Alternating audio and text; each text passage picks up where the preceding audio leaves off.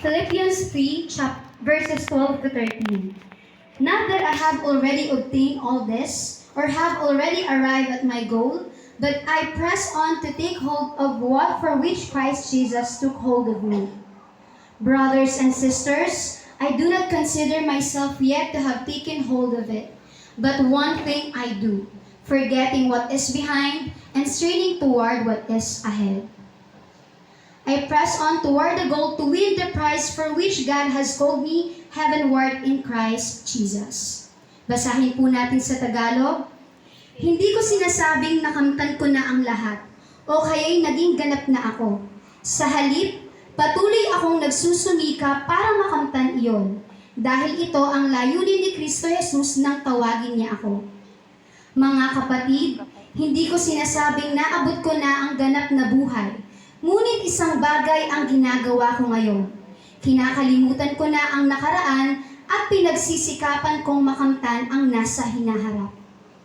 Tulad ng isang manlalaro, nagpapatuloy ako hanggang makamtan ko ang gantimpala na walang iba kundi ang pagtawag sa akin ng Diyos na makapamuhay sa langit sa pamamagitan ni Kristo Jesus. Let's welcome our senior pastor, Reverend Dean O. Cruz. Stars hung in the sky. Who put them there? Who gives them light? Bago po ang lahat, mga kapatid. Yan, purihin po ang Diyos. Happy 27th anniversary, World Cup family! Sino po masaya nandito ka ngayon?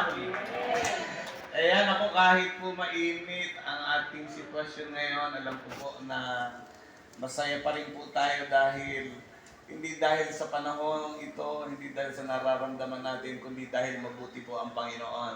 Amen.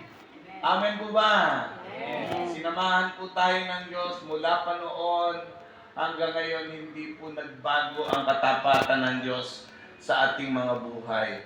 Alam niyo po, napakaraming mga patutuon na narinig na po ako at ilan lang po ang pinatayo ko dito para ihayag ang kabutihan ng Panginoon. Pero marami po, naniniwala ako na kahit po kayo, merong pwedeng ipagpatotoo sa kabutihan po ng Diyos sa atin po mga buhay.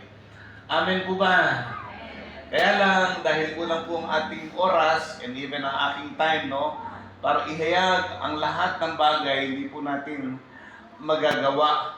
No, pero sa umaga pong ito, sa pagpapatuloy po ng ating serye about our team Press On. Okay? So, in-explain ko po yan sa inyo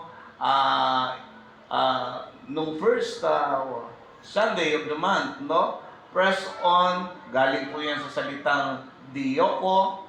Alright? To put, to fly, pursue by implying to persecute. So, kinuha natin yung salitang pursue, ipagpatuloy, pagsikapan, no?